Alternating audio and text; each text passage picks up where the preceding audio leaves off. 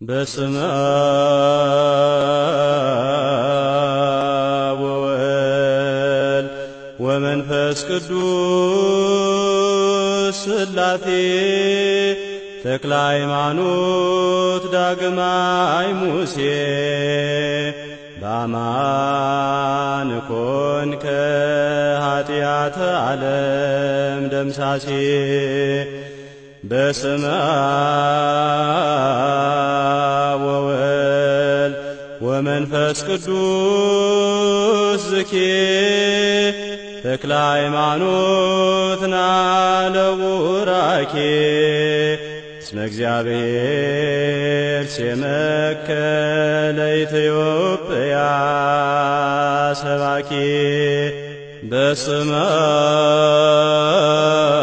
አብ ወወልድ ወመንፈስ ቅዱስ ተላው ያሰሩ ለእንጦንስ ተክለ ሃይማኖት አንተ ለኢትዮጵያ በነፍስ አዲስ ሐዋርያ ብርሃን ዘኢትዮጵያ አባታችን ተክለ ሃይማኖት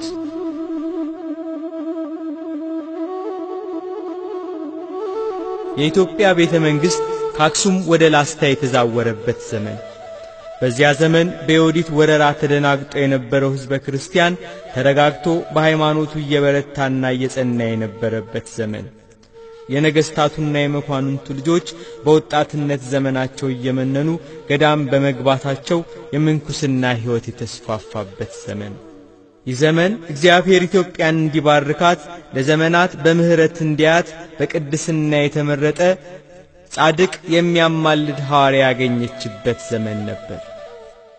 ይህ ዘመን በብሉይ ኪዳን ከግብጽ ባርነት አውጥቶ ወተትና ማር ወደምታፈልቀው ወደ ከነዓን እንደመራቸው የብሉይ ኪዳኑ ሙሴ ከአምልኮተ ጣዖት ከአጋንንት ቁራኝነት አላቆ ኢትዮጵያውያኑን ወደ አምልኮተ እግዚአብሔር ወደ ሕይወት መንገድ የሚመራ ኢትዮጵያዊው የአዲስ ኪዳን ሙሴ ጻድቁ አባታችን ተክለ ሃይማኖት የነበሩበት ዘመን።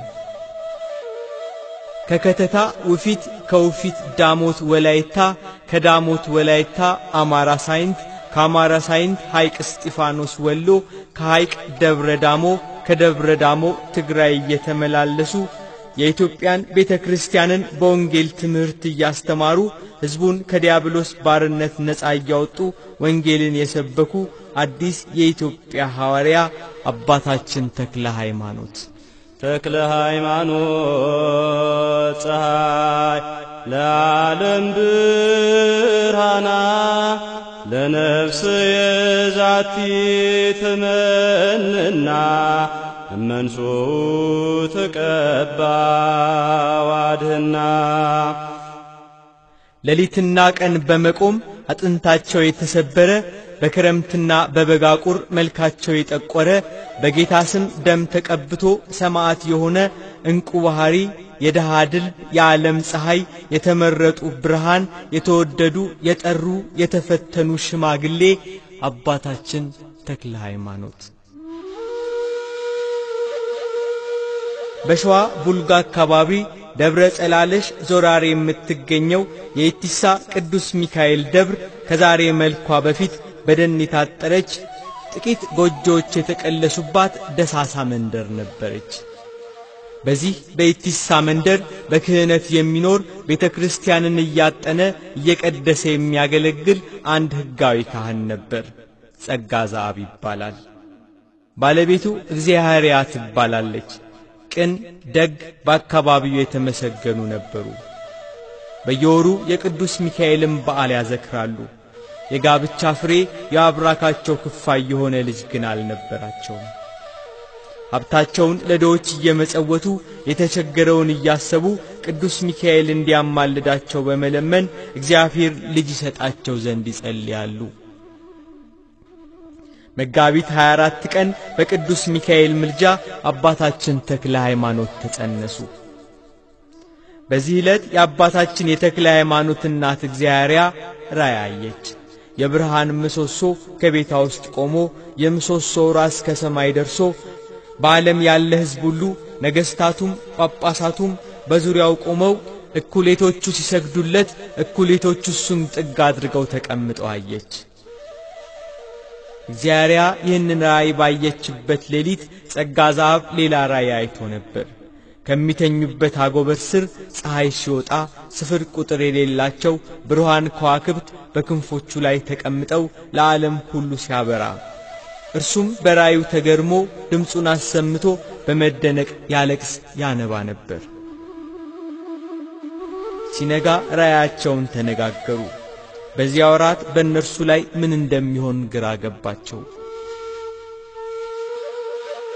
ቅዱስ ሚካኤል ሌሊት በራእይ ተገልጾ ወንድ ልጅ እንደሚወልዱ እርሱም የተመረጠ በእግዚአብሔር ዘንድ ቅዱስ በእናታችን በቅድስት ድንግል ማርያም ዘንድ የተወደደ በቅዱሳን መላእክት ዘንድ የከበረ እንደሆነ አበሰራቸው።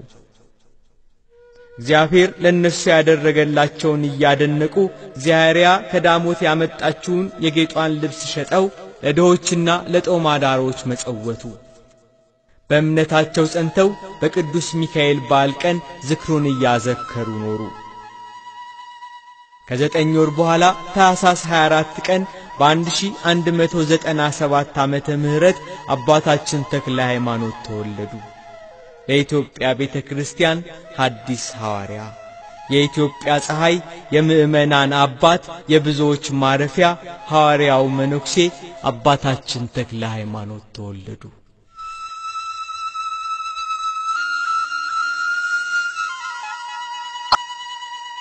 በዚህ ዕለት በጸጋ ዘአብ ቤት ታላቅ ደስታ ተደረገ። አትወልድም የተባለች መካኗ ሚስቱ እግዚአብሔር ጎብኝቷት መልካም ፍሬን አግኝታለችና። አባታችን ተክለ ሃይማኖት በተወለዱ በ3ኛው ቀን በዕለተ ሰንበት ሲነጋጋ ከእናታቸው እቅፍ ወርደው በተአምራት አንዱ አብ ቅዱስ ነው፣ አንዱ ወልድ ቅዱስ ነው፣ አንዱ መንፈስ ቅዱስ ቅዱስ ነው እያሉ አመሰገኑ። አባታቸው ጸጋ ዘአብ በቤተ መቅደስ እንደሚያደርጉት ምስጋና ማድረጉን ሲመለከቱ ያዩአቸው ሁሉ ተገረሙ። የ3 ቀን ሕፃን እንደምን ለምስጋና ተነሳ ብለው ተደመሙ። ቅዱስ ዳዊት ከሕፃናትና ከሚጠቡ ልጆች አፍ ምስጋናን አዘጋጀህ ያለውን አስበው ሌሎች በሕፃኑ ተገረሙ። በተወለዱ በ40ኛው ቀን ወደ ቤተ መቅደስ ይዘዋቸው ሄዱ። በዚያም በማየገቦ ጥምቀተ ክርስትናን አጠመቋቸው። ስማቸውን ፍስሐ ጽዮን ብለው አወጡላቸው፣ የጽዮን ደስታዋ ነውና። ባማረ በተወደደ ትምህርታቸው ቤተ ክርስቲያንን ደስ ያሰኟታልና፣ በጽኑ ሃይማኖት ሥራቸው ይጸናልና ፍስሐ ጽዮን ብለው ስም አወጡላቸው። ነገሥታት የሚገዙላቸው፣ አሕዛብ የሚሰግዱላቸው፣ ተአምራታቸው ከዛፍ ፍሬ የበዛ አባታችን ብለን የምንጠራቸው ምድራዊ አባት ሰማያዊ ሀብት ሐዋርያው መነኩሴ አባታችን ተክለ ሃይማኖት በእናትና በአባታቸው በጸጋ ዘአብና በእግዚአብሔር ቤት አደጉ። አባታችን 1 ዓመት ከ3 ወር ሲሆናቸው በሸዋ አካባቢ ረሃብ ገብቶ ነበር።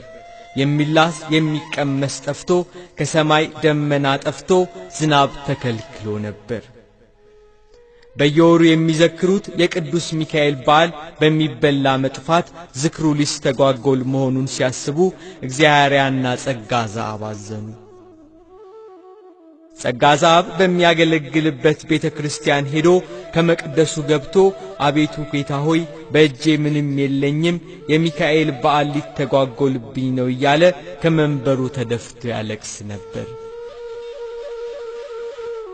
እርሱ በቤተ መቅደስ ሲያለቅስ ሚስቱ እግዚአብሔርያ በቤቷ ደጃፍ ሆና ታዝን ነበር። በዚህ ጊዜ ጡት በመጥባት ላይ ያሉት ፍስሐ ጽዮን እናታቸው እግዚአብሔርያ የዱቄቱን ዕቃ እንድታመጣ ጠየቋት። እጆቻቸውን ቢያሳርፉበት እንቅቡ በዱቄት ተመላ። 12 ቅርጫት ዱቄት ተገኘ። የዘይቱን ዕቃም በተአምራቱ ሞሉት። በዚያ የቅዱስ ሚካኤል ዝክር ተዘከረ። ፍስሐ ጽዮን 7 ዓመት እስኪሞላቸው ድረስ አባታቸው ጸጋ ዘአብ የቤተ ክርስቲያንን ትምህርት እያስተማሩ አሳደጓቸው። መዝሙረ ዳዊትን፣ በቤተ ክርስቲያን የሚነበቡ መጻሕፍትን፣ ብሉይና ሐዲስ ኪዳንን ሕጋቸውን ከመጠበቅ ጋር አስተማሯቸው። የእግዚአብሔርን መንፈስ ከእርሳቸው ጋር ነውና የነገሯቸውን ፈጥነው ይይዛሉ። ሲማሩ ቀድሞ የተማሩ ይመስል ነበር። አባታችን ሕጉን በመጠበቅ የጸና እግዚአብሔርን በመፍራትና በማምለክ የተጌጡ ሆነው አደጉ።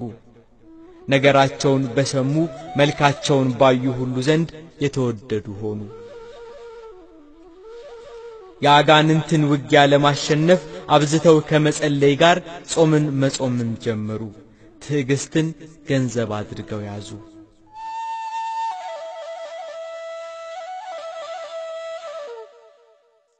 አባታችን አሁን 15 ዓመት ሆኗቸዋል። ብፁዕ አቡነ ጌርሎስ ወይንም ቄርሎስ ገና ከግብጽ መጥተው በኢትዮጵያ ጳጳስ ሆነው የነበሩበት ወቅት፣ አባ ብንያም ሊቀ ጳጳስ የነበሩበት ዘመን አባታቸው ጸጋ ዘአብ ልጃቸው ፍስሐ ጽዮንን ወደ ጳጳሱ ወደ አባ ጌርሎስ ወሰዷቸው።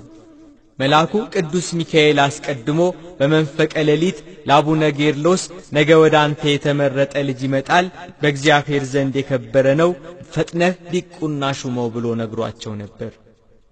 አባ ጌርሎስ መልአኩ የነገራቸው ነገር እውነት እንደሆነ አውቀው ቅዳሴ ሰርተው ፍስሐ ጽዮንን ከእርሳቸው ጋር ይዘው ገብተው ዲቁና ሾሟቸው። ፍስሐ ጽዮን ተጽናንተው አደጉ። በመንፈስ ቅዱስ ጎለመሱ።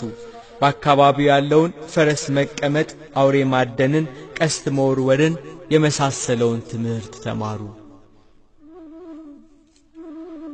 አንድ ዕለት ከባልንጀሮቻቸው ጋር ሆነው ቀስት በመወርወር አውሬ ማደን ላይ ያሉ ከልጅነት ጀምሮ የሚከተላቸው ቅዱስ ሚካኤል ተገለጸላቸው። ፍስሐ ጽዮን ባዩት ጊዜ ደነገጡ። ከእንግዲህ አውሬ አዳኝ አትሆንም፣ ወንጌልን እያስተማርክ ሕዝቡን የምታድን ትሆናለህ። ሙት የማስነሳት፣ ድውይ የመፈወስ፣ አጋንንትን የማውጣት ጸጋ ተሰጥቶሃል። ስምህም ፍስሐ ጽዮን አይሆንም፣ ተክለ ሃይማኖት ይሁን እንጂ አላቸው። ተክለ ሃይማኖት ማለት ተክለ አብ፣ ተክለ ወልድ፣ ተክለ መንፈስ ቅዱስ ማለት ነው። ጌታችን ኢየሱስ ክርስቶስም ለአባታችን ተገለጸላቸው። ሐዋርያት ወዳልደረሱበት ሕዝብ በመምህርነት እልክህ ዘንድ በሚካኤል ቃል አዲስ ስም አወጣውልህ፣ አዲስ ሐዋርያ አድርጌሃለሁ አላቸው። ቅዱስ ጳውሎስን ካሳዳጅነት አምጥቶ ሐዋርያ ያደረገ አምላካችን ኢየሱስ ክርስቶስ አባታችንንም አዲስ ሐዋርያ አድርጎ ሾማቸው። አባታችን ተክለ ሃይማኖት በንጽህናና በቅድስና ጸንተው ኖሩ። በዚህ ዓለም ፍቅረ ገመድ አልተያዙም። ሰውነታቸው እውነትን ነገር በመውደድ እግዚአብሔርን በመፍራትና በማምለክ የተጌጠች ሆነች። አባታችን ተክለ ሃይማኖት 22 ዓመት ሲሆናቸው አቡነ ጌርሎስ ዘንድ ሄደው ቅስናን ተቀበሉ።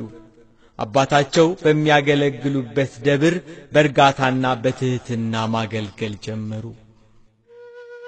የሐዋርያትን ሥራ ይከተሉ ጀመር። ወንጌልን ለማስተማር፣ መከራ መስቀሉን ለመሸከም፣ በክርስቶስ ስም ሰማዕት ለመሆን፣ ስለ መንግሥተ ሰማያት ለመመስከር ፈጥነው ወጡ። በመጀመሪያ እናታቸው እግዚአብሔርያ፣ በመቀጠል አባታቸው ጸጋ ዘአብ ሲያርፉ ሀብታቸውን ለድሆችና ለአብያተ ክርስቲያን ሰጥተው በራቸውን እንደተከፈተ ትተው ወጡ። የመንግሥተ ሰማያት በሮች እንዲከፈቱላቸው ቤታቸውን እንደተከፈተ ትተው ወንጌልን ለማስተማር ፈጥነው ወጡ። ጌታ ሆይ እንግዲህ ችግረኛ ነኝና ለኔ ያላንተ ረዳት የለኝም፣ ደካማ ነኝና አድነኝ፣ ለመውደቅ ስፍገመገም ደግፈኝ፣ አንተ መጠጊያ ሁነኝ እያሉ አባታችን ተክለ ሃይማኖት ከቤታቸው ወጥተው ሄዱ። የሚቀድመውና የሚከተለው ሳይኖር ወደ ሰልፍ እንደሚገባ አርበኛ እንደ ትጉህ ገበሬ ቃለ እግዚአብሔርን ሊዘሩ ወንጌልን ሊያስተምሩ ሀብታቸውን በምናኔ ለወንጌል አገልግሎት ለሐዋርያነት ግብር ትተው ወጡ። መነነ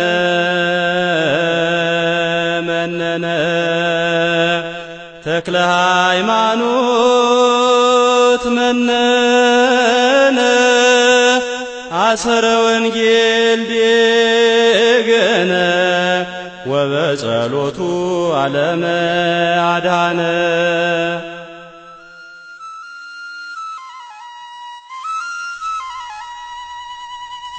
በደረሱበት አገር ሁሉ መንግሥተ ሰማያት ልትሰጥ ቀርባለችና ጌታ ባስተማራት ወንጌል እመኑ እያሉ ይሰብካሉ። በእግዚአብሔር ስም የሚያደርጓቸው ተአምራትን አይተው ሁሉም በኢየሱስ ክርስቶስ የባሕርይ አምላክነትና አዳኝነት እያመኑ ተከተሏቸው። ወደ አምልኮተ ጣዖት የምትወስድ የኃጢአት ምክንያት የሚሆን ሥራን ትተው በቀናች ሃይማኖት ጸኑ። በዚህ ወቅት ቡልጋና አካባቢው በጣዖት አምልኮ የተከበበ ነበር። ለእንጨት የሚሰግድ፣ ለድንጋይ የሚሰግድ፣ በባህር የሚያመልኩ፣ መድኃኒት የሚቀምሙ ጠንቋዮች ነበሩበት። አባታችን ተክለ ሃይማኖት ስለ አካባቢው ሲሰሙ ቸይ የምትባል ወንዝን ተሻግረው ከተታ ገቡ።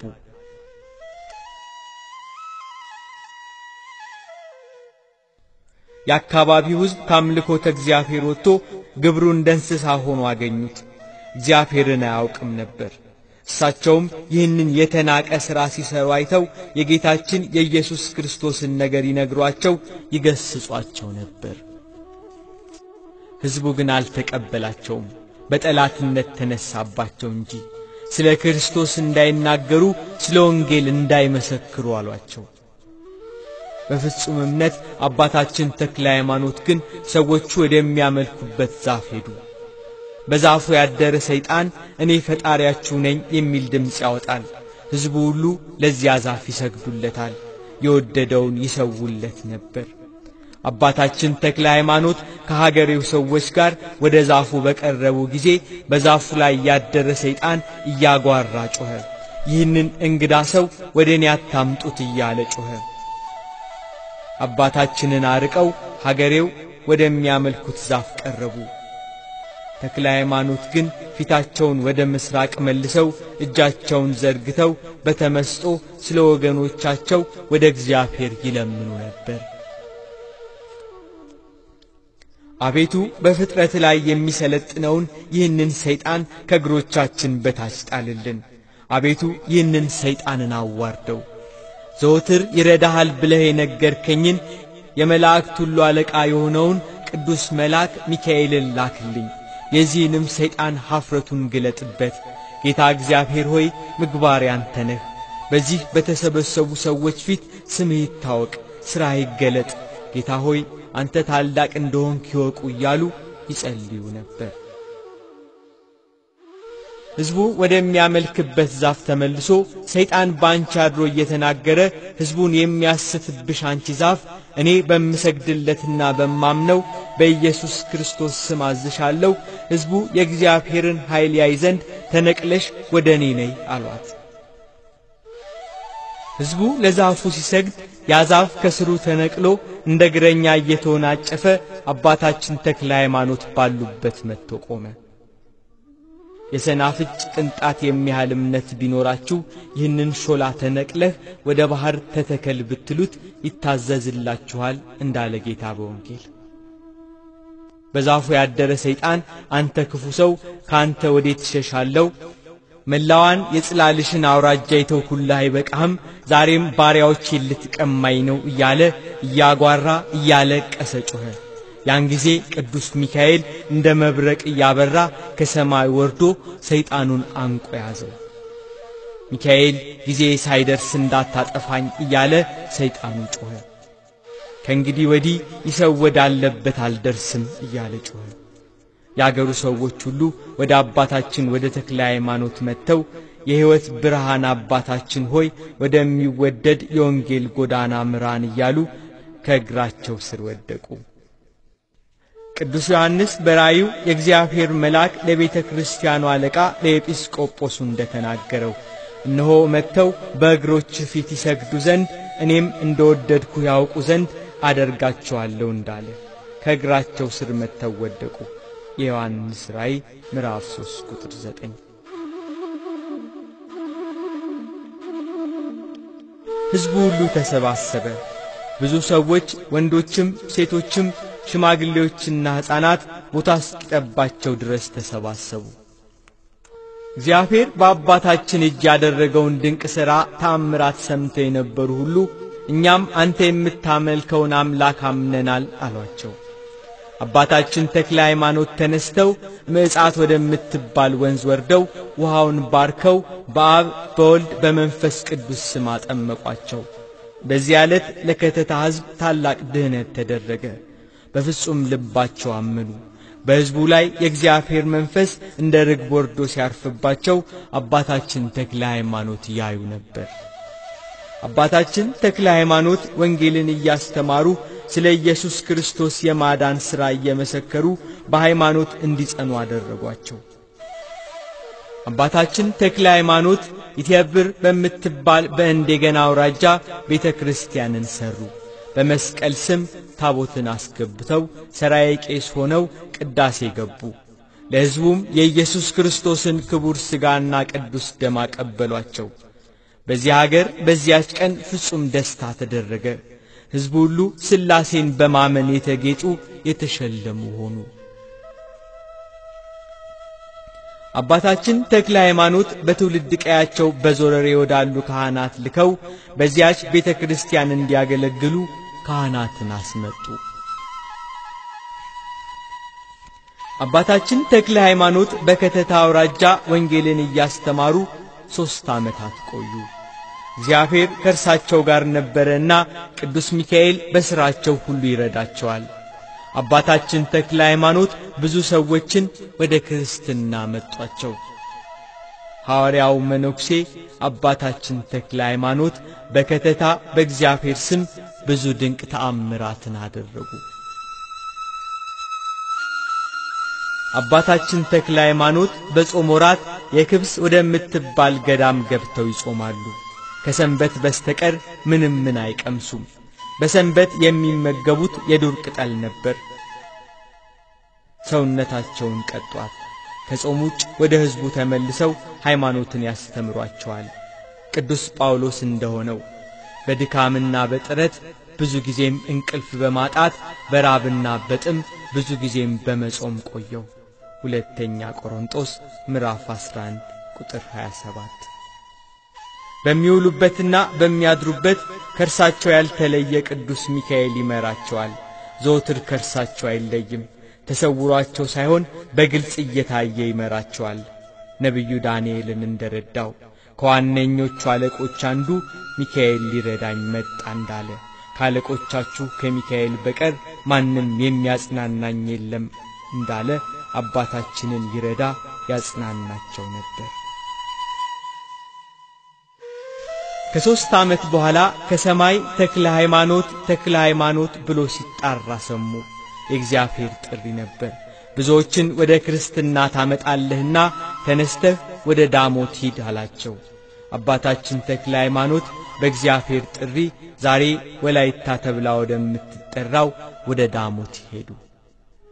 አባታችን ተክለ ሃይማኖት ለእጃቸው በትር ለእግራቸው ጫማ ሳይዙ ሄዱ። የሐዋርያት ግብር ስለሆነ በብርሃን ሰረገላ ተቀምጠው ሄዱ። የኢየሱስ ክርስቶስ ጌትነቱን የምትናገረውን ወንጌል የደቡብ ሸዋን ክፍለ ሀገር ሁሉ እየዞሩ አስተማሩ።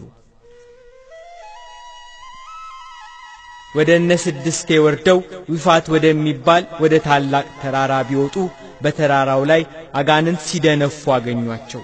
እንደ ውሻ እንደ ጉርጥ ይጫጫሃሉ። በምሽት ያገሩ ሕዝብ ያመልኳቸዋል። አባታችን ተክለ ሃይማኖት ወደ እነርሱ ቀርበው በትዕምርተ መስቀል አማተቡባቸው። ያን ጊዜ በነፋስ ፊት እንዳለ ጢስ በነው ጠፉ። አባታችን ግን ሌሊቱን በሙሉ በዚያ ተራራ ላይ ጸሎት ሲያደርጉ አደሩ። ሲነጋ የዳሞት ሕዝብ ለአጋንንቱ ሊገብር ምግብና መጠጥ የሚሰዋ ላም ይዘው ወደ ተራራው ወጡ። በተራራው ላይ የነበሩት ግን ብፁዕ አባታችን ብቻ ነበሩ። ሕዝቡ ተራራው ላይ ወጥቶ ለአጋንንቱ ይሰግዳል። ብፁዕ አባታችን ግን ስለምን ለአጋንንቱ ትሰግዳላችሁ አሏቸው። በንስሐ ተመለሱና ለእግዚአብሔር ስገዱ ብለው ወንጌልን መሰከሩላቸው። ሕዝቡ ካልሰገድንለትና ካልሰዋንለት ልጆቻችንን ይገልብናል ብለው ፍርሃታቸውን ገለጹላቸው። ተክለ ሃይማኖትም እኔ አየው ዘንድ ወዴት አለ አሏቸው። በሌሊት እንጂ ቀን አይታይም፣ ግን በዚህ ተራራ ላይ ይኖራል አሉ ሕዝቡ። እሳት ለብሶ በጅብ ተቀምጦ እንደ ክረምት ነጎድጓድ እያሰማ ይመጣል። በጅብ የተቀመጡ ብዙ ሰዎች በግራና በቀኝ ይከቡታል። ሁሉም በአፋቸው እሳት እየተፉ ይመጣሉ አሏቸው። ብፁዕ አባታችንም በእውነት ይሄ ርኩስ ነው፣ ከፈረሶቹም እርሱ ይረክሳል አሉ። ብፁዕ አባታችን እስኪመሽ ድረስ እንጠብቀው፣ እኔ ካሸነፍኩት ለኔ አምላክ ለእግዚአብሔር ትሰግዳላችሁ፣ እርሱ ካሸነፈኝ ለእርሱ ሰግዳለሁ አሉ። ሕዝቡ ሁሉ ተስማማ። እስኪመሽ ድረስ ጠበቁት። ሲመሽ በጅብ ተቀምጦ የሚያመልኩት ጋኔን መጣ። አባታችን ተክለ ሃይማኖት ተነስተው በመስቀል አማተቡበት። ጋኔኑ ከተቀመጠበት ጅብ ላይ ወድቆ እያጓራ እንደ ጢስ ተኖ ጠፋ። ከእርሱም ጋር ያሉት አጋንንት ከቦታችን አስወጥቶ የሚያሳድደን ይሄ ማን ነው እያሉ እየተጫጫሁ ተበተኑ።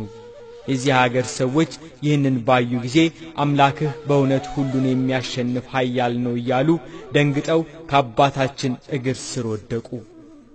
በወደደን በርሱ ካሸናፊዎች እንበልጣለን ብሎ ጳውሎስ ለሮሜ ሰዎች እንደነገራቸው እነሆ እባቡንና ጊንጡን ትረግጡ ዘንድ በጠላትም ኃይል ሁሉ ላይ ሥልጣን ሰጠዋችሁ ብሏልና ጌታችን ኢየሱስ ክርስቶስ። ተክለ ሃይማኖት ክቡር ዘኢትዮጵያ ማይቶት እምላዕለ አሕዛብ ሰዳዴ ጽልመት በጽላሎትከ ህባኒም ገጸ ሞት። ክቡር አባታችን ተክለ ሃይማኖትም ለሕዝቡ ወንጌልን አስተማሯቸው። አምላካችን ፍየልና ላም ልትሰውለት አይፈልግም። የላም ሥጋ አይበላም፣ የፍየል ደም አይጠጣም። በመገዛት ስገዱለት፣ በእውነት አምልኩት። እርሱ ብቻ ፈጣሪ ነው፣ ሌላ አምላክ የለም። እርሱ ብቻ ጌታ ነው፣ እርሱ ይገላል፣ እርሱ ያድናል እያሉ ስለ ኢየሱስ ክርስቶስ መሰከሩ። ሌሎችንም ድንቅ ተአምራትን አደረጉ። ብዙዎች በእሳቸው እጅ እግዚአብሔር ያደረገውን ድንቅ ተአምራት ተመልክተው ተደነቁ። አባታችን በረከትህን እንቀበል ዘንድ ባርከን እያሉ ከተክለ ሃይማኖት እግር ስር ወደቁ። በሉ በእግዚአብሔር ስም አምናችሁ ተጠመቁ ብለዋቸው በአብ በወልድና በመንፈስ ቅዱስ ስም አጠመቋቸው። እግዚአብሔር በቅዱሳኑ ላይ ድንቅ ነው እንዳለ ቅዱስ ዳዊት በመዝሙሩ።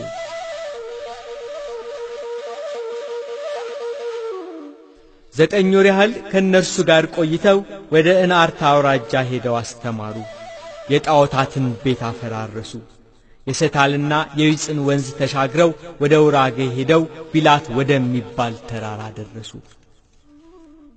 አካባቢው በጠንቋይ ንጉሥ የሚመራ ነበር። በዚያ ገብተው ወንጌልን እያስተማሩ ሕገ እግዚአብሔርን ተላልፈው ለጠንቋይ ያደሩትን ሁሉ ገሰጿቸው። ነገር ግን አባታችን ተክለ ሃይማኖት በዚህ ከፍተኛ ተቃውሞ ገጠማቸው። ደም ካፍና ካፍንጫቸው እስኪወጣ ድረስ ደበደቧቸው። አጥንታቸው እስኪደቅ ድረስ መቷቸው። የሞቱ ሲመስሏቸው ከተራራው ስር ጣሏቸው። ቅዱስ ሚካኤል ግን እንደገና አጽንቶ አስነሳቸው። በድካም አብዝቼ በመገረፍ አብዝቼ በመታሰር አትርፌ በመሞት ብዙ ጊዜ ሆንኩ። አይሁድ አንድ ሲጎድል 40 ግርፋት 5 ጊዜ ገረፉኝ ብሎ ቅዱስ ጳውሎስ መከራውን እንደነገረን ብፁዕ አባታችን ተክለ ሃይማኖት በእግዚአብሔር ኃይል ተነስተው ዳግም ያንን የጠንቋይ ንጉሥና የአካባቢውን ሕዝብ ይገስጹ ጀመር። በእግዚአብሔር እመኑ እያሉ ያስተምራሉ። ነገር ግን የዚያ ንጉሥ አሽከሮች ዳግም መከራ በዙባቸው። በመጨረሻ ግን አልመለስ ያሉትን ሕዝብ እንዳይማር እንቅፋት የሆኑትን ጠንቋዮቹንና ጋሻ ጃግሬዎቹን መሬት ተከፍታ እንድትውጣቸው ጸለዩ። አንቺ ምድር እኒህ ክፉ ሰዎች ተከፍተሽ ትውጫቸው ዘንድ በእኔ ቃል አይደለ በእግዚአብሔር ቃል አዝሻለሁ እያሉ ጸለዩ። መሬት ተከፍታ አቤሮንንና ዳታንን እንደዋጠቻቸው እኒያን ጠንቋይና ከሃዲ ንጉሥ ሁሉ አጠቻቸው።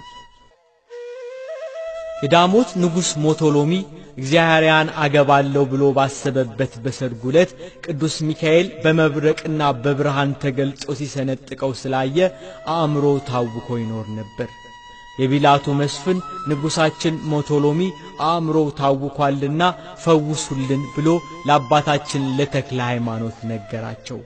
አባታችን ተክለ ሃይማኖት ወደ ዳሞት ከመስፍኑ ጋር አብረውት ሄዱ። ሞቶሎሚ ግን አባታችን ተክለ ሃይማኖትን እንዳየ በቅርጫት ከቶ በጦም ግራሪያ ገደል እንዲጥሏቸው አዘዘ። ነገር ግን ቅዱስ ሚካኤል በክንፉ ስለጠበቃቸው ከገደል ተጥለው ምንም ሳይሆኑ ወጡ። አባታችን ተክለ ሃይማኖት ተመልሰው ሞቶሎሚ ፊት ቆመው የእግዚአብሔርን ክብር ይመሰክሩ ነበር። ዳግም ሞቶሎሚ የላካቸውን ሰዎች ባለማመኑ ሌሎችን በተመሳሳይ ትእዛዝ አዞ ከ10 የዓይን ምስክሮች ጋር ላከ። ነገር ግን አሁንም በሰላም ከገደሉ ወጡ። ይህንን ድንቅ ተአምራት የተመለከቱ የዳሞት ሕዝብና የተላኩት 10 ምስክሮች በተክለ ሃይማኖት አምላክ በእግዚአብሔር አመኑና ክርስትናን ተቀብለው አምልኮተ ጣዖትን ተዉ። አባታችን ተክለ ሃይማኖት ከጠንቋዮች ጋር እንደ ነብዩ ሙሴ ተከራክረው በማሸነፍ ሙት በማስነሳት ሞቶሎሚን አሳምነው ካጠመቁት በኋላ ንጉሡ ለቤተ ክርስቲያኑ ብዙ ርስትና ገንዘብ ሰጠ። አባታችን ተክለ ሃይማኖት ክርስትናን በማስተማር 12 ዓመት በዳሞት ቆዩ።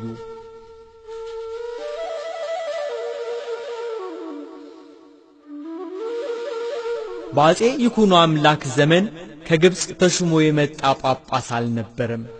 ለአባታችን ለአቡነ ተክለ ሃይማኖት ዲቁናና ቅስና የሰጡ አቡነ ጌርሎስ ካረፉ በኋላ ጳጳስ ከግብጽ ማምጣት ለረጅም ጊዜ ተቋርጦ ነበር። አፄ ይኩኖ አምላክ ጳጳስ ለማስመጣት ከግብጽ ሱልጣን ጋር በየመኑ ሱልጣን በሐምዳዲን በኩል ይጻጻፉ ነበር። ነገር ግን በይፋት በኩል የነበረውን የአዳል እስላሞችን ንቅናቄ በመደገፍና ሱልጣኑ ጳጳስ ተሹሞ እንዲመጣ ባለመፍቀዱ ሀገራችን ያለ ጳጳስ ነበረች። በዚህ ወቅት በሸዋና በደቡብ ኢትዮጵያ በስብከተ ወንጌል ሥራ ላይ የነበሩት አባታችን አቡነ ተክለ ሃይማኖት ለአዳዲስ አብያተ ክርስቲያናትና በሞቶሎሚ ጊዜ የጠፉትን ለመተካት ታቦት የሚባርክላቸው ሊያገኙ አልቻሉም ነበር። በዚያ ዘመን በተለያዩ አካባቢዎችና ሀገሮች እየዞሩ በማስተማር የተመሰገኑ በተአምራታቸው የተወደዱ ሐዲስ ሐዋርያ ብርሃን ዘኢትዮጵያ የተባሉ አባታችን ተክለ ሃይማኖት ብቻ ነበሩ። አባታችን ተክለ ሃይማኖት ወደ እግዚአብሔር ቢጸልዩ በሊቃነ ጳጳሳት እንደሚሾሙት ሌሎች ጳጳሳት ሳይሆን አንተን ግን እኔ ሾምኩ በማለት እግዚአብሔር አምላክ ሾማቸው። በዚህ ሰማያዊ የጵጵስና ስልጣናቸው ሜሮን አፍልተው ታቦታትን ባርከው አያሌ አብያተ ክርስቲያናትን ተክለዋል።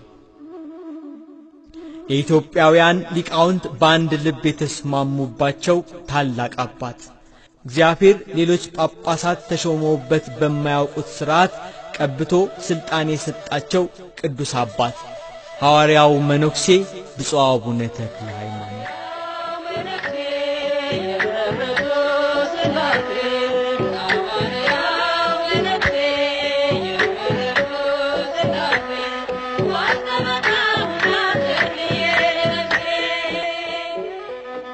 አባታችን ተክለ ሃይማኖት ወደ አማራ ምድር ሄዱ።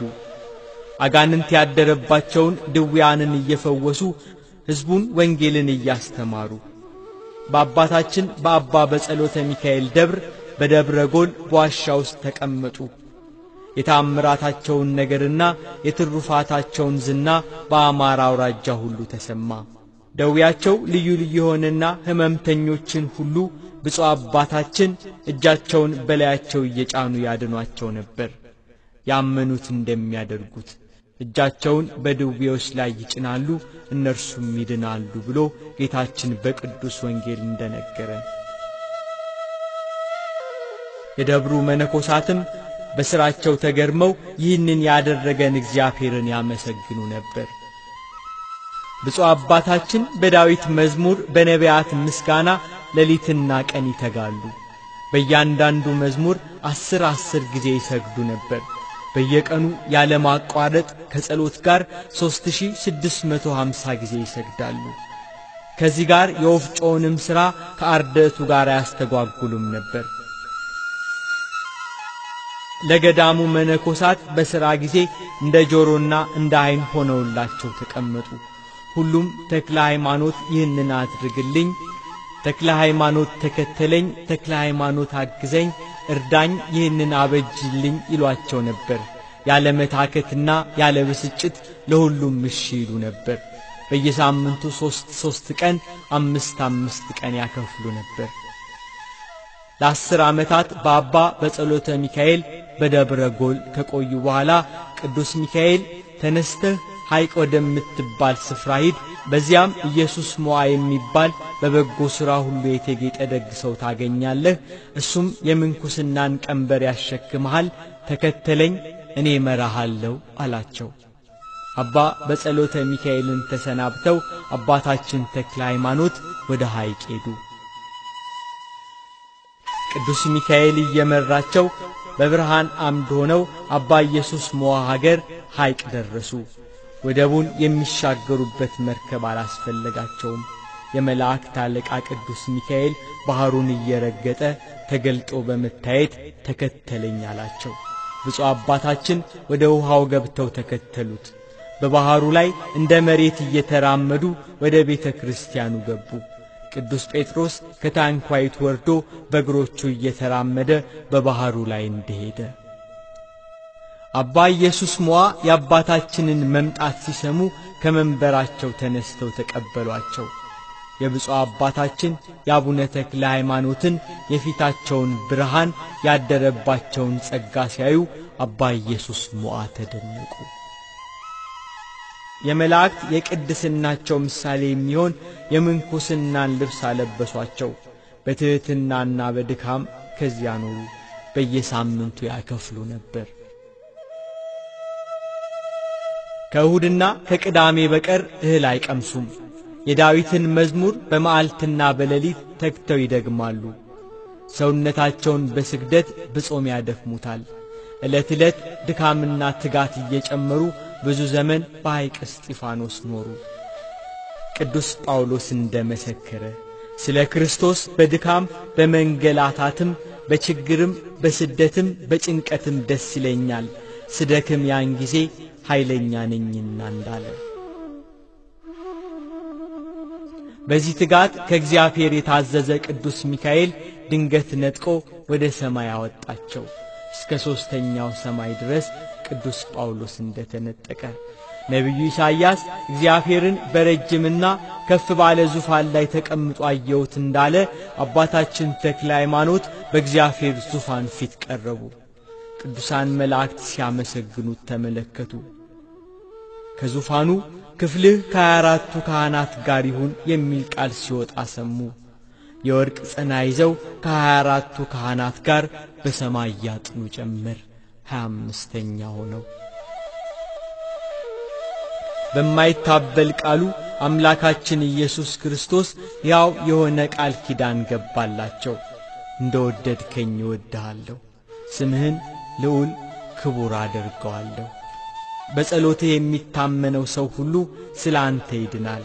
መታሰቢያህን ያደረገ እኔ በሰማይና በምድር አከብረዋለሁ ብሎ ቃል ኪዳን ገባላቸው። አባታችን ተክለ ሃይማኖት ከሰማይ ወደ ቀድሞ አኗኗራቸው ተመለሱ። የሰማዩን መንግሥት ካዩ በኋላ በሰማይ በሚኖረው በፈጣሪያቸው ፍቅር እንደ እሳት ልባቸው ነደደ። ዘወትር የዳዊትን መዝሙር ሌሎችንም የነቢያትን የሐዋርያትን መጽሐፍ ያነቡ ነበር። ሌሊትና ቀን አይተኙም። ያለ ማቋረጥ እያመሰገኑ ይጸልያሉ። አባታችን ተክለ ሃይማኖት በሐይቅ 10 ዓመት ያህል ኖሩ። ከዚያ ተነስተው ወደ ትግራይ ምድር ዳሞ ወደሚባል ተራራ ወጡ። አቡነ አረጋዊ ገዳም በደብረ ዳሞ ከአባ ዮሐኒ ጋር ተገናኙ። በዳሞ ተራራ ላይ በጾምና በጸሎት አባታችን ተክለ ሃይማኖት 12 ዓመት ተቀመጡ። ከ12 ዓመት በኋላ ከደብረ ዳሞ ወጥተው ወደ ሌሎቹ የትግራይ ገዳማት ሊሄዱ ተነሱ። በገመድ የሚወረደውን የደብረ ዳሞን ገደል ለመውረድ ሲጀምሩ ሰይጣን ገመዱን በጠሰባቸው። በዚህ ወቅት አባታችን ተክለ ሃይማኖት 6 የጸጋ ክንፎች ተሰጣቸው። በእነዚያ ክንፎች እየበረሩ የደብሩ መነኮሳት እያዩአቸው በሰላም ደረሱ። ነቢዩ ኢሳይያስ እግዚአብሔርን በመተማመን የሚጠባበቁ ግን እንደ ንስር በክንፍ ይወጣሉ፣ ይሮጣሉ፣ አይታክቱም፣ ይሄዳሉ፣ አይደክሙም እንዳለ አባታችን ተክለ ሃይማኖት በተሰጣቸው የጸጋ ክንፍ ወረዱ። ጸሎተኛው ቅዱስ አባት ተክለ ሃይማኖት ክንፍን የተሸለምክ እንደ ሰማይ መላእክት ክንፍን የተሸለምክ እንደ ሰማይ መላእክት ሐዋርያ መነኩሴ የመረጡት ሥላሴ ሐዋርያ መነኩሴ የመረጡት ሥላሴ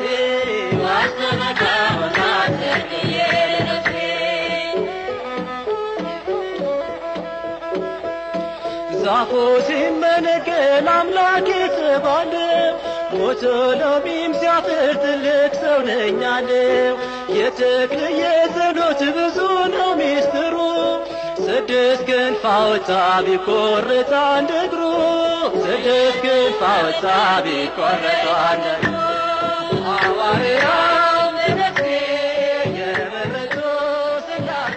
ከጊዜ በኋላ አባታችን ተክለ ሃይማኖት ባረፉበት በዚያ ቦታ ቤተክርስቲያን ተተከለ። አባታችን ተክለ ሃይማኖት ወደ ዋሊ ገዳም ገብተው የተሰወሩትን መነኮሳትን አግኝተው ሰላምታ ሰጧቸው። ከዚያ ተነስተው ወደ ሐውዜን ገዳም ሄዱ። በሐውዜን ገዳም ከመነኮሳቱ በረከትን ተቀብለው እርሳቸውም ባርከዋቸው እየተዘዋወሩ ትግራይንና አካባቢዋን ባረኩ። የብርሃን አምድ እየመራቸው ኢየሩሳሌም ደረሱ። ጌታችን ኢየሱስ ክርስቶስ ከተወለደበት ቦታ ከገሊላ እስካረገበት እስከ ደብረ ዘይት ድረስ ደረሱ። ወደ ዮርዳኖስ ወንዝ ገብተውም ተጠመቁ። አባ ዮሐንስ የፕትርክና ዘመን ወደ ግብጽ አስቄጥስ ገዳም አለፉና በዚያ ካሉት ሽማግሌዎች ተባረኩ። ወደ ሲሃት ገዳምም ገቡ። በዚያ የሚኖሩ ቅዱሳን አባቶችን ሰላም አሏቸው።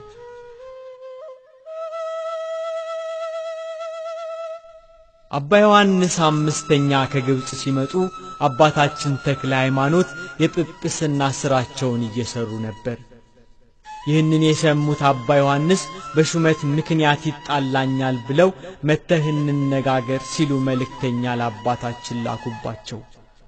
አባታችን ተክለ ሃይማኖት ትሕትና ልማዳቸው ነውና እኔ አንድ ምስኪን ከጳጳስ ጋር እንደምን እነጋገራለሁ፣ ነገር ግን ትእዛዝ ለመፈጸም ስለሄዳለሁ ብለው ሄዱ። ጳጳሱ አባ ዮሐንስም በከፊል የኢትዮጵያ ግዛት ጳጳስ ሆነው እናገልግል ቢሏቸው አሁንም አርሶ ከመጡ እኔ ወደ ባቴ ገባለሁ ብለው እምቢ አሉ። ተሰናብተዋቸው ደብረ ሊባኖስ ገቡ። አባታችን አቡነ ተክለ ሃይማኖት እድሜያቸው ወደ 70ዎቹ አጋማሽ ሲጠጋ ገዳማዊ ቦታን ለመመስረት ወደ አሰቦ ወይንም ደብረ ሊባኖስ ገዳም ገቡ። ደብረ አሰቦ ወይንም ደብረ ሊባኖስ የአቡነ ሊባኖስ የጥንት ቦታ ነው። አባታችን ተክለ ሃይማኖት ደብረ ሊባኖስ ሲመጡ ሐራስ የተባለ ጠንቋይ ቦታውን ወስዶት ነበር ያገኙት። ወደ ዋሻው ሲገቡ እግዚአብሔርን በጠራውት ጊዜ ከጠላቶቼ ድናለሁ የሚለውን የዳዊትን መዝሙር እየጸለዩ ነበር። ሐራስም ይህን ሰምቶ አካባቢውን ጥሎ ጠፋ። አባታችን ቦታውን ባርከው በ1267 ዓመተ ምህረት ደብረ ሊባኖስን በዓት አደረጓት። ተክለ ሃይማኖት አቡነ ለደብረ ሊባኖስ አምዳ ማዛ ፍቅርከ ይምስከ መጽጌ ረዳ ለኢትዮጵያ ባውዳ አባታችን ተክለ ሃይማኖት በዚህ ገዳም በተጋድሎ መኖራቸው በየአካባቢው ስለተሰማ ብዙ መነኮሳት ተሰባሰቡ። አባታችን ተክለ ሃይማኖት እመቤታችንን ይወዱ ስለነበር የዋሻውን እኩሌታ በሰሌን ጋርደው ታቦተ ማርያምን አኑረው ነበር። በባታቸው በጸሎት ኃይል ከዋሻው ውስጥ ውሃ ፈለቁ። ያ ውሃ ዛሬ ድረስ የተክለ ሃይማኖት ውሃ ይባላል። የአባታችንን ዝና የሰሙ ሁሉ ወደ እርሳቸው እየመጡ የምንኩስናን ቀንበር ይሸከሙ ነበር። ከአባታችን ጋርም ይኖሩ ነበር። አባታችን ተክለ ሃይማኖት በደብረ አሰቦ ወይንም በደብረ ሊባኖስ 29 ዓመታት ያህል ቆዩ። አባታችን ተክለ ሃይማኖት ሰውነታቸው ደከመ፣ ለርጅናም ደረሰ። እንደ ቀድሞ ወንጌልን ማስተማር ባይቻላቸው በአንድ ስፍራ መቆምን ወደዱ።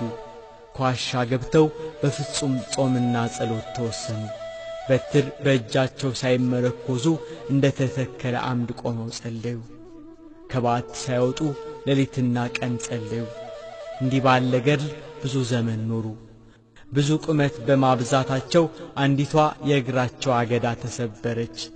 ደቀ መዛሙርቱ በጨርቅ ጠቅልለው ቀበሯት። አባታችን ተክለ ሃይማኖት ግን በአንዲት እግራቸው 7 ዓመት ቆመው ጸለዩ። ጌታችን ኢየሱስ ክርስቶስ ለአባታችን ተገልጾላቸው መቀዳደምክን ጨረስክ፣ ሃይማኖትህን ጠብቀሃል፣ ስለ ስሜ መከራን ተቀብለሃል፣ መታሰቢያን ለሚያደርግ በጸሎትህ ለሚታመን መታሰቢያ ይሆንልህ ዘንድ ቃል ኪዳን ሰጠው አላቸው።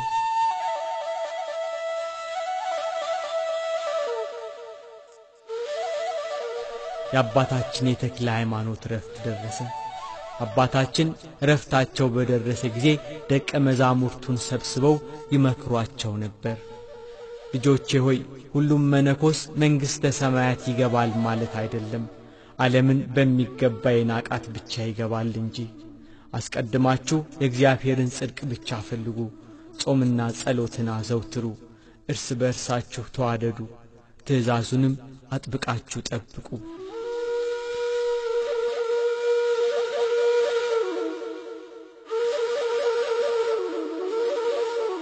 አንድ ቀን ጌታችን ኢየሱስ ክርስቶስ ተገልጾ አባታችን ተክለ ሃይማኖትና 3 ደቀ መዝሙሮቻቸው በንዳድ በሽታ እንደሚያርፉ ገለጠላቸው። ወዲያው 3ቱ ደቀ መዝሙሮች በንዳድ በሽታ አረፉ። አባታችን ተክለ ሃይማኖት ደቀ መዛሙርቱን ሰብስበው አባ ኤልሳ የገዳሙ አበምኔት እንዲሆኑ ነገሯቸው። ነሐሴ 24 ቀን በ1296 ዓመተ ምህረት በ99 ዓመታቸው ከ10 ወር ከ10 ቀናት አባታችን አረፉ።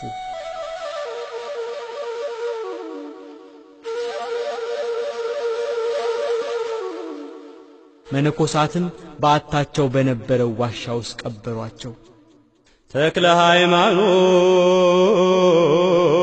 ሃይማኖትን ለዓለም ፀሐያ ሐዘና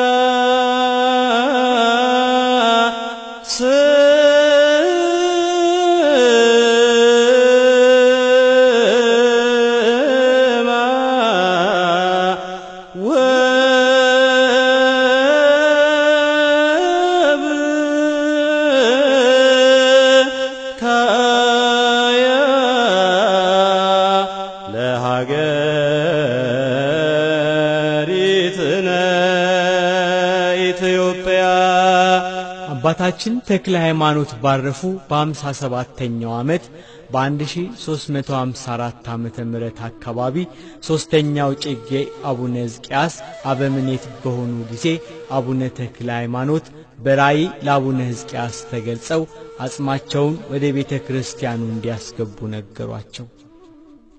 ግንቦት 12 ቀን ዋሻውን ከፍተው ደቀ መዝሙሮቻቸው አጽሙን በክብር አውጥተው ወደ ደብረ ሊባኖስ ገዳም አስገቡት። አባታችን ተክለ ሃይማኖት ለኢትዮጵያ ቤተ ክርስቲያን በትምህርታቸውና በትሩፋታቸው ብርሃን ናቸው።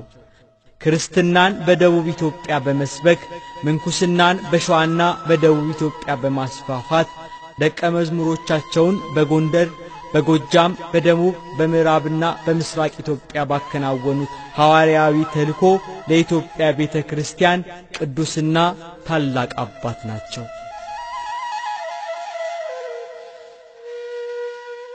አባታችን ተክለ ሃይማኖት በቅድስት ቤተክርስቲያናችን ህዳር 24 ከ24ቱ ካህናተ ሰማይ ጋር 25ኛ ሆነው መቆጠራቸውና ማገልገላቸው ይታሰባል። ታኅሳስ 24 ቀን የተወለዱበት ይከበራል። ጥር 24 ቀን የሰባር አጽማቸው መታሰቢያ ይከበራል። መጋቢት 24 ቀን ጽንሰታቸው ነው። ግንቦት 12 ቀን አጽማቸው የፈለሰበት ነሐሴ 24 ቀን ያረፉበት በቤተ ክርስቲያን ይከበራል። የጻድቃን ሞት በእግዚአብሔር ፊት የከበረ ነው። እግዚአብሔር ሰንበቴን ስለሚጠብቁ ደስ የሚያሰኘኝን ነገር ስለሚመርጡ ቃል ኪዳኔን ስለሚይዙ ጃንደረቦች እንዲህ ይላል። በቤቴና በቅጥሬ ውስጥ ከወንዶችና ከሴቶች ልጆች ይልቅ የሚበልጥ መታሰቢያንና ስምን እሰጣቸዋለሁ፣ የማይጠፋ የዘላለም ስም እሰጣቸዋለሁ ይላል።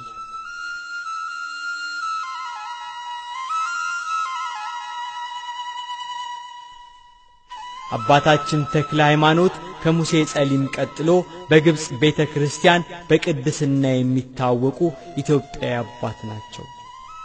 የግብጽ ቤተክርስቲያን የልደት ቀናቸውን በበዓልነት ከምታከብራቸው 4 ቅዱሳን አንዱ ናቸው። አባታችን ተክለ ሃይማኖት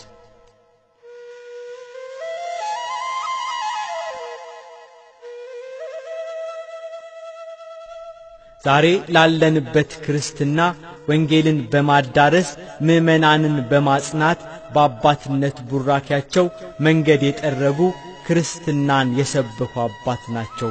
ብርሃን ዘኢትዮጵያ አባታችን ተክለ ሃይማኖት ዛሬ ሕያው በሆነው ቃል ኪዳን በጸሎትና በምልጃቸው ኢትዮጵያን ይባርኳታል። አባታችን ሐዋርያው መነኩሴ ተክለ ሃይማኖት ዜና ውዳሴከ ፈጸምኩ ተክለ ሃይማኖት አቡየ በለኒ አባ ወልድየ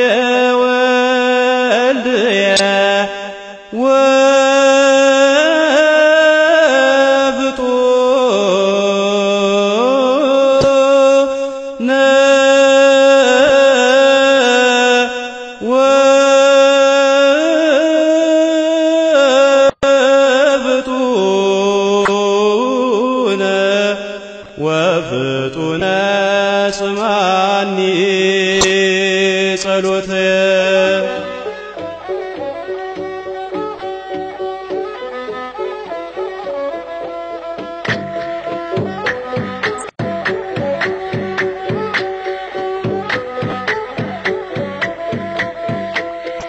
ሐዋርያው መነኩሴ የመረጡ ሥላሴ ሐዋርያው መነኩሴ የመረጡ ሥላሴ ዋስተበቃ ሆና ተክልዬ ለነፍሴ ሐዋርያው መነኩሴ የመረጡ ሥላሴ ሐዋርያው መነኩሴ የመረጡ ሥላሴ ዋስተበቃ ሆና ተክልዬ ለነፍሴ ሐዋርያው መነኩሴ የመረጡ ሥላሴ ሐዋርያው መነኩሴ የመረጡ ሥላሴ ዋስተበቃ ሆና ተክልዬ ለነፍሴ ሐዋርያው መነኩሴ የመረጡ ሥላሴ ሐዋርያው መነኩሴ የመረጡ ሥላሴ ዋስተበቃ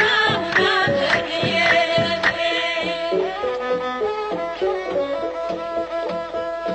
ዳሞት ናገረው ያንተም ሐዋርያነት የወንጌል ገበሬ የጣዖታት ጥላ ጸሎተኛው ቅዱስ አባ ተክለ ሃይማኖት ክንፍን የተሸለምክ እንደ ሰማይ መላእክት ክንፍን የተሸለምክ እንደ ሰማይ መላእክት ሐዋርያ መነኩሴ የመረጡ ሥላሴ ሐዋርያ መነኩሴ የመረጡ ሥላሴ ዋስተመካ ሆና ተክልዬ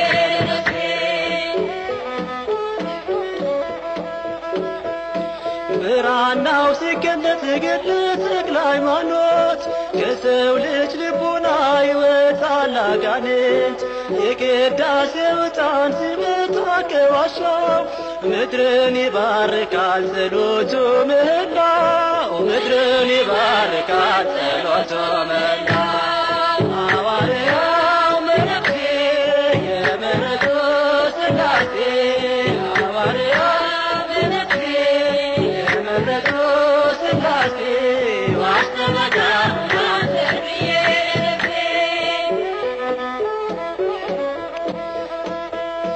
የኢትዮጵያን ምድር አረስከው በመስቀል ጭንጫው ፈራረሰ የዘራበት ወንጌል ዝናንች የዘራው ዛሬም ለእኛ ሆኗል አምላከ ተክልዬ ብለን ተምረናል አምላከ ተክልዬ ብለን ተምረናል ሐዋርያው መነኩሴ የመረጡ ሥላሴ ሐዋርያው መነኩሴ የመረጡ ሥላሴ ዋስተመካ ሆና ተክልዬ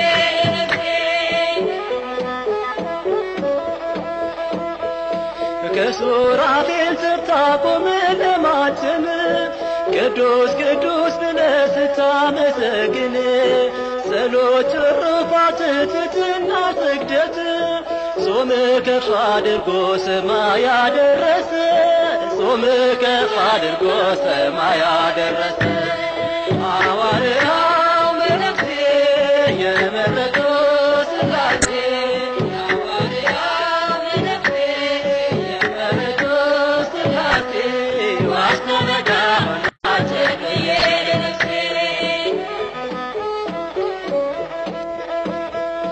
ዛፉ ሲመነገል አምላክ የተባለ ሞቶ ሎሚም ሲያፍር ትልቅ ሰው ነኝ አለው የተክልዬ ጸሎት ብዙ ነው ሚስጥሩ ስድስት ክንፍ አውጣ ቢቆርጥ አንድ እግሩ ስድስት ክንፍ አውጣ ቢቆርጥ አንድ እግሩ ሐዋርያው መነኩሴ የመረጡ ሥላሴ ሐዋርያው መነኩሴ የመረጡ ሥላሴ ዋስተመካ ሆና ተክልዬ ሐዋርያው መነኩሴ የመረጡ ሥላሴ ሐዋርያው መነኩሴ የመረጡ ሥላሴ ዋስተመካ ሆና ተክልዬ ሐዋርያው መነኩሴ የመረጡ ሥላሴ ሐዋርያው መነኩሴ የመረጡ ሥላሴ ዋስተመካ ሆና